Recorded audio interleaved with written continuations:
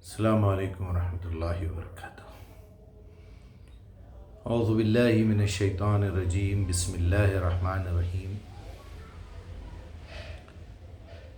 اللہ تعالیٰ سے التجا ہے کہ جو کام ہم کر رہے ہیں، جو تحقیق ہم کر رہے ہیں، اللہ سبحانہ وتعالیٰ اس کو صحیح رخ دے اور ہمیں شیطان کے ابلیس کے وسوسوں سے، اس کی ملاوٹ سے محفوظ رکھے۔ آج میرا موضوع ہے ایولیوشن اینڈ قرآن۔ جیسا آپ سب بھی جانتے ہی ہوں گے، چیک کر لیجئے گوگل پہ ایولیوشن کا کیا مطلب ہے۔ ارتقائی عمل کہ کوئی چیز ایک چھوٹے سے ذرے سے شروع ہو کے وہ ترقی کرتی جاتی ہے، وہ بڑی ہوتی جاتی ہے، اسے ارتقاء کہتے ہیں، ترقی کا لفظ ہے۔ اور قرآن ہمیں کیا سکھاتا ہے کہ ارتقائی عمل کیسے ہوتا ہے، اس کی کیا لاجک ہے۔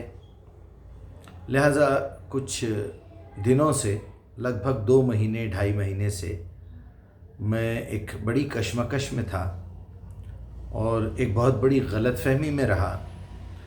تو جیسا ہی وہ غلط فہمی دور ہوئی، اللہ سبحانہ وتعالیٰ نے مجھے وہ راہ دکھائی، اور وہ غلط فہمی جو میرے اندر تھی، جو کافی لوگوں میں آج بھی پائی جاتی ہے، اس کا ادراک عطا کیا۔ تو میں نے اپنی تحقیق الحمدللہ، پچھلی بار بھی میں نے اس کا ہلکا سا اشارہ دیا تھا، اب مکمل ہو رہی ہے، بلکہ تحقیق تو جاری رہے گی۔ جب بھی اس کے کچھ نئے اثبات ملیں گے، میں آپ کے سامنے دلائل پیش کروں گا۔ یہ معاملہ ہے دراصل ایک ریاکشن کا۔ میرے دل میں یہ جذبہ پیدا ہوا کہ لوگ اسلام کے خلاف باتیں کر رہے ہیں، اللہ کے خلاف باتیں کر رہے ہیں، اللہ کا انکار کر رہے ہیں، زندگی بعد موت کا اقرار نہیں بلکہ انکار کر رہے ہیں کہ مرنے کے بعد بھی ایک لائف ہے ہماری۔ تو دنیا کا ہر انسان یہ 2 سوالوں کے بیچ میں پھنسا ہوا ہے کہ میرے مرنے کے بعد میں کہاں جاؤں گا۔ اب الگ الگ تھیوریز ہیں دنیا میں، پھر آٹومیٹیکلی یہ خیال آتا ہے، جب اس تحقیق میں وہ نکلتا ہے، اس راستے پہ چلتا ہے، تو لازماً یہ سوال اس کے دماغ میں آئے گا کہ بھئی جہاں سے تم آئے تھے وہاں جانا ہے۔ تو یہ بڑا آسان اور بہت ہی سمپل مسئلہ ہے دیکھنے میں، لیکن جب الزامات اٹھتے ہیں، لوگ اپنی اپنی غلط سلط باتیں پیش کرتے ہیں، غلط تھیوریز پیش کرتے ہیں، حالانکہ اس میں سے بھی بڑے اچھے مخلص لوگ گزرے ہیں جنہوں نے یہ کوشش کی ہے کہ انسان مرنے کے بعد کہاں جاتا ہے۔ جیسے کل ہی میرے ایک قریبی عزیز کا انتقال ہوا، دور کے رشتہ داروں میں ہیں، تو ان کو آج دفن کیا گیا۔ تو مسلسل میرے دماغ میں وہی باتیں بہت زیادہ شدت کے ساتھ محسوس ہو رہی تھی۔ تو میں نے سوچا چلو زندگی پتہ نہیں کتنی باقی ہے، آج آپ لوگوں کے ساتھ یہ باتیں شیئر کروں کہ یہ دنیا جو ہے یہ جھٹ پٹ آنن فانن سے بنی ہوئی نہیں ہے، بلکہ یہ کائنات پوری پلاننگ، پورے ہوش و حواس، پوری عقل مندی، پورے تدبر اور پوری طاقت اور پورے شعور کے ساتھ بنائی گئی ہے۔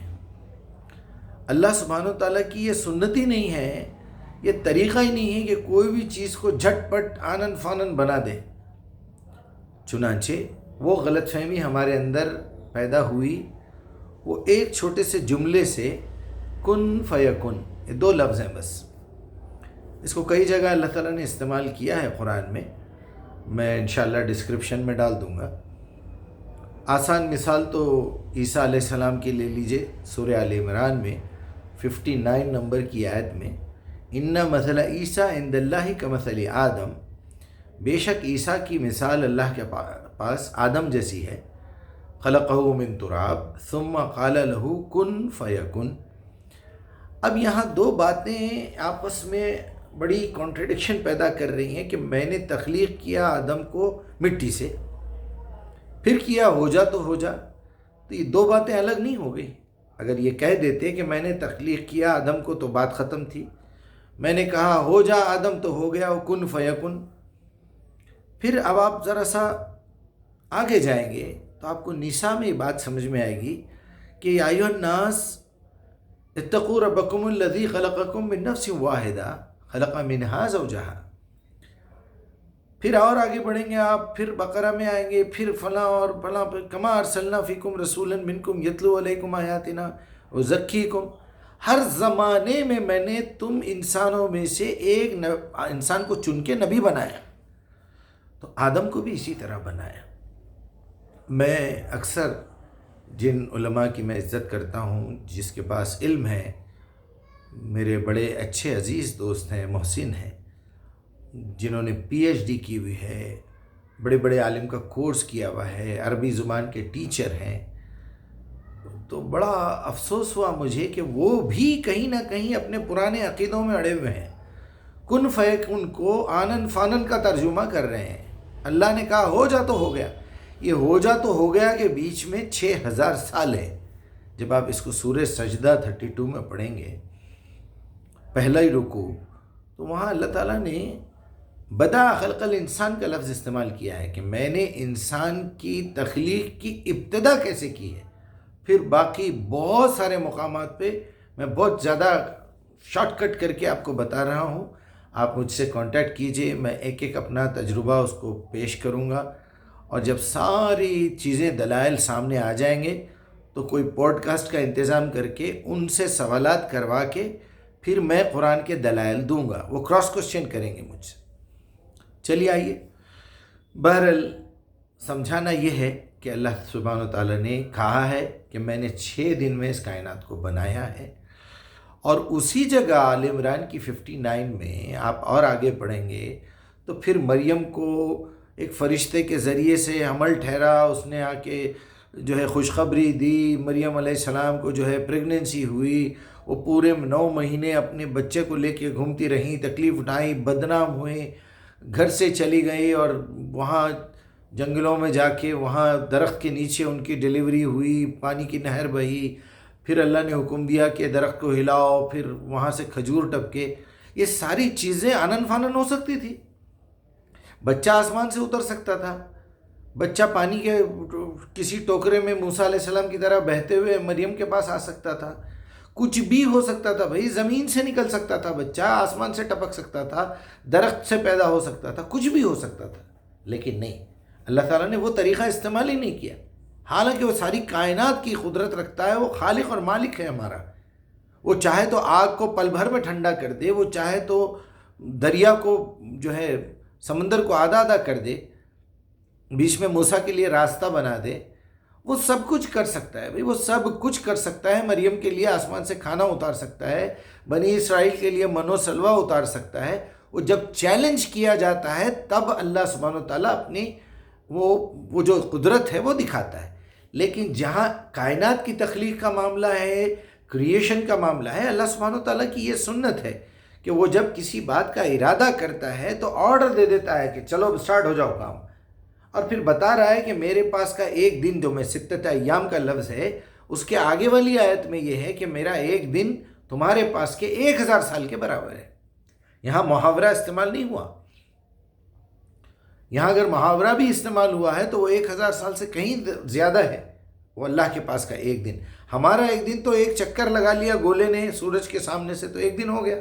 لیکن اللہ کے پاس کا ایک دن پتہ نہیں کتنے یونیورسز گھوم کے جب اپنی مقام پہ آئیں گے، وہ پورا چکر لگا کے آئیں گے 6000 سال میں، تب وہ کیڑے، وہ سارا بگ بینگ تھیوری اور وہاں سے سب کو الگ الگ کرنا، سب کو ارتقائی عمل سے گزارنا.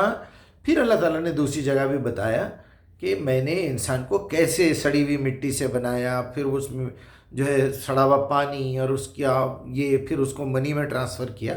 یہ پروسیس کو اللہ سبحانہ تعالیٰ نے 120 دن میں ماں کے پیٹ میں کمپلیٹ کر دیا. ہمارے پاس کی 120 دن.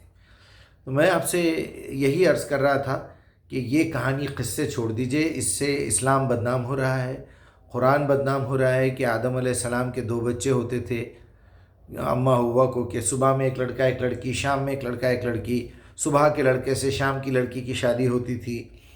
تو یہ سسٹم آخر کب تک چلتا رہا؟ کیا یہ سنت صرف ماں ہوا کی حد تک تھی کہ ایک دن میں 2 ڈیلیوریز ہو رہی ہیں ایوری 12 آورس؟ یا ان کے بچوں کے بھی بچے ایسی ہوتے تھے؟ تو پھر وہ بڑے کب ہوتے تھے، ان بچیوں کے پیریڈز کب آتے تھے، پھر ان کو پریگننسی کب ہوتی تھی، پھر ان کی ڈیلیوری کب ہوتی تھی، پھر اس کے بعد 40 دن کا جو نفاس کا خون ہے وہ کتنے دن چلتا تھا. یہ کیا مسخرہ پن ہے؟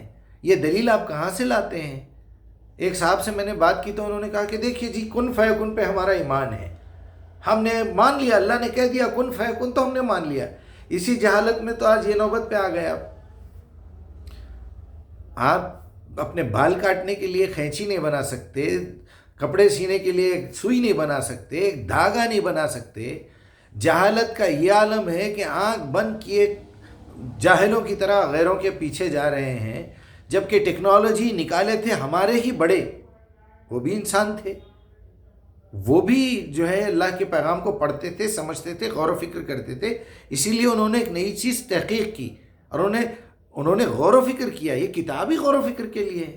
کتاب انزلناہ الیک المبارک لیدبروا آیاتہ ولتذکر اولی الالباب.